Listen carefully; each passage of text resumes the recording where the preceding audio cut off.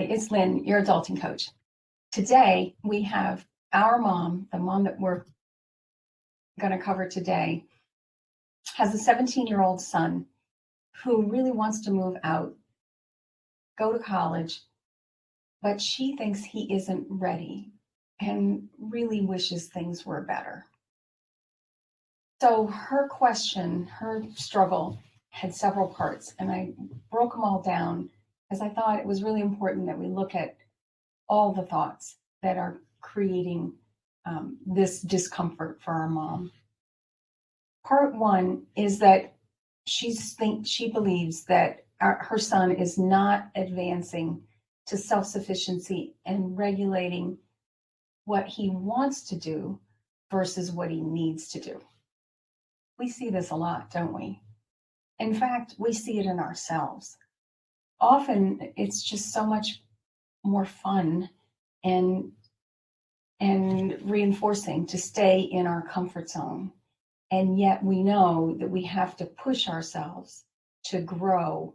And by doing that, we're going to have to be a little bit uncomfortable.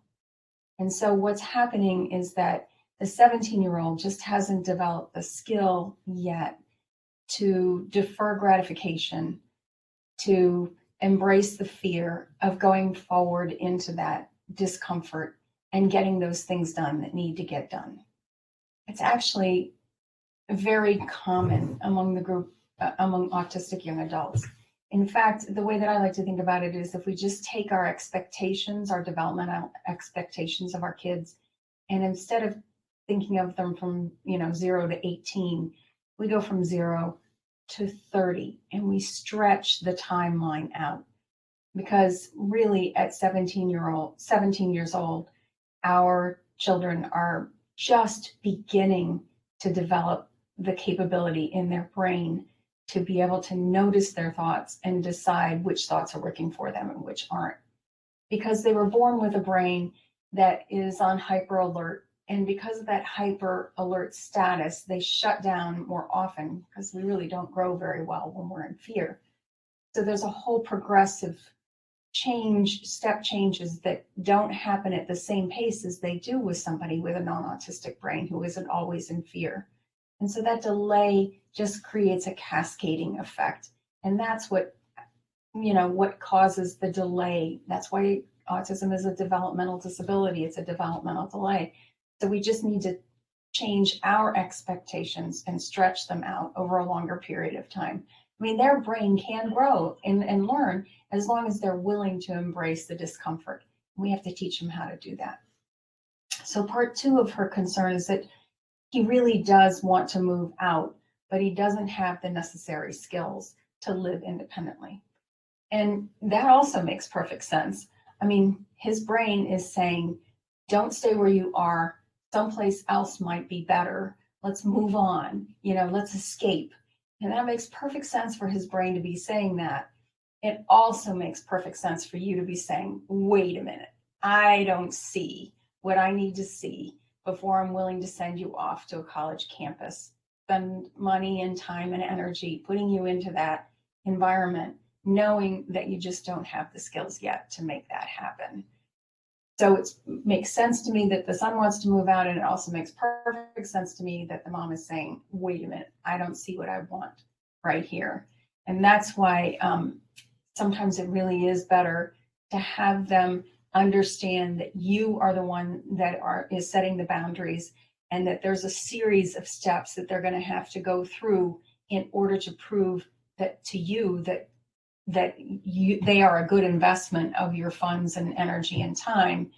And it probably will include taking some courses at the local community college where you can go right from your own and live at home, and you don't have to take on all of the independent skills that you haven't quite mastered yet. And after you've done that for a while, after you've completed coursework at the community college, and you've maybe gotten at least a year's worth of courses done, then we can consider whether or not we're willing to put you in an independent living situation on a campus. So the next thing is that our mom is just paralyzed with depression. she's finding that all these thoughts and challenges are making her feel very, very sad, very disappointed. And then what happens with that, my son isn't doing well, then she layers on top of that, and it's my fault. And look at all the proof that I have that he's not doing as well as our neighbor's child. And it's got to be because of something I did when he was, in utero, or that I didn't put him in ABA training early enough, or whatever it is. We just keep layering all the reasons why, and pretty soon we're under this pile of emotions that is really hard to dig out from underneath. It makes perfect sense that you're depressed, Mom. I get it. I've been there. And I just want you to know that you can get better. We can grow our way out of these depressed states, one tiny action at a time. And I have a course, I have a specific set of videos inside The Art of Adulting that addresses how to conquer depression. I also advocate that you work with a professional, because in some cases medication may be necessary. If it is, aren't we lucky we have that option?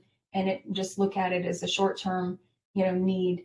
And then over the long term, you will be able to train your brain out of that depression state by using your mind to decide what thoughts you're going to have. That's inside the course. She's also noticed that he is very resistant to trying new things. Yeah, he doesn't want to get out of his comfort zone. He doesn't understand quite yet how his thoughts are creating the results that he's getting, and how he needs to look at his thoughts and see if he can't wiggle them and move them to something that might be more productive. He just, we used to sing a song in our house, no, no, no, no, with our little one when she was young, because we knew that no matter what we proposed to her, we were going to get a no. And we were just trying to lighten it up a little bit so that maybe she would consider that no wasn't always the most appropriate answer. But, that has occurred over time. And it's actually probably going to be something that he'll be defaulting to for a very long time, until he realizes and catches himself and says, oh, maybe no isn't always the first answer to every new opportunity. When he's changed from that fixed mindset to the growth mindset, and realizes that he needs to embrace those opportunities and take a deep breath and feel the fear and do it anyway, then he can start growing. His trajectory of growth can go up a steeper slope. But right now, when he's resisting everything, he's just not going to grow very fast. And we have to accept that that's the way where he is right now, and figure out, how can we make those growth opportunities for him a little less scary? Maybe taking them bite-sized, one thing at a time. And she's also concerned, which is a common concern, that he has no friends or interests outside of screens. So why is it that our kids are so so intrigued by the screens? You may be hearing my daughter laughing. She likes to watch YouTube videos, and they make her laugh. And they make her laugh. Well, what does she get? She gets endorphins from that laughter, and it makes her feel good. Who can blame her for wanting to use the screen for that purpose? It makes perfect sense. And there's even some social aspects of these video games, the not just YouTube, but the video games as well, where you can talk about how you were able to conquer a various level or a game, or you level up and other people have a similar interest. It makes sense that they want to spend a lot of time on their screens. What doesn't work for them, though, is if they over rely on the stimulation from the screens because of the positive endorphins that it creates. Over reliance on that is going to create a life of stagnation, and that's what we don't want to have. So yes, you are right, Mama, in looking at that and saying there needs to be some more structure in our kid's life, because if not, he'll default to the screen every time. And it makes perfect sense while he does it, but that's where you and your wisdom and knowledge about life recognize that some things have to change, that there have to be some limits placed on the amount of time that we get our endorphins from that idea. So number 6, my friends' kids are doing better. You know, I really wish you were different.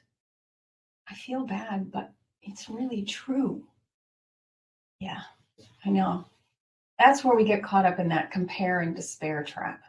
When we compare our kids to the others and they're not at the same place, we think, you know, we've done something wrong and that their life, we just do this negative future projection. Their life is never going to be as good. We're never going to be rid of these children, whatever it is that you want to think that, you know, that your brain offers you, you know, that says, I wish things were different. I wish I had a magic wand and could wave it on their brain and they would be able to learn and grow at the same rate as someone without an autistic brain.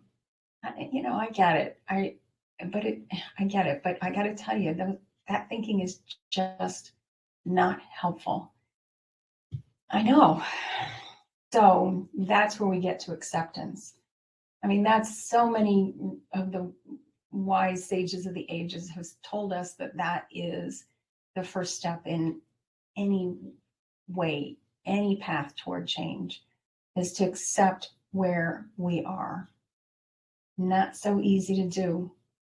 But the way that I try to do that is to first recognize that it may feel very true to us that we would wish that something were different.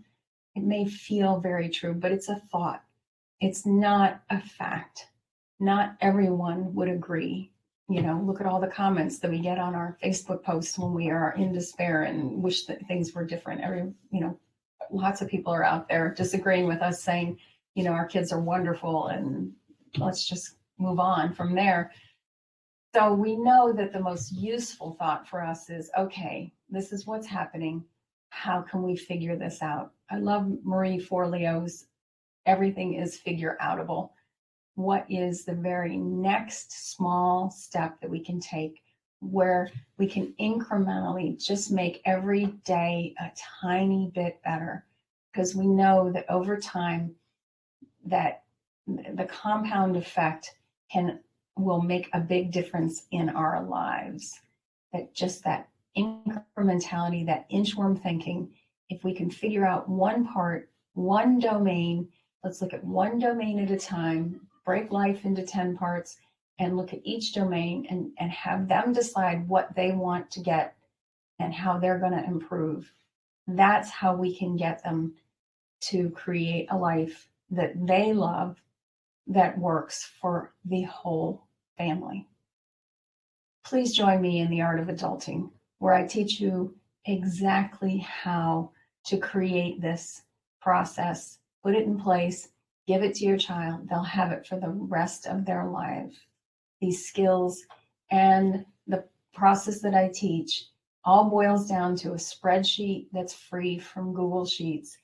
We can do this. We know we can do this. We can help our autistic young adults use their mind to train their brain to create a life they love that works.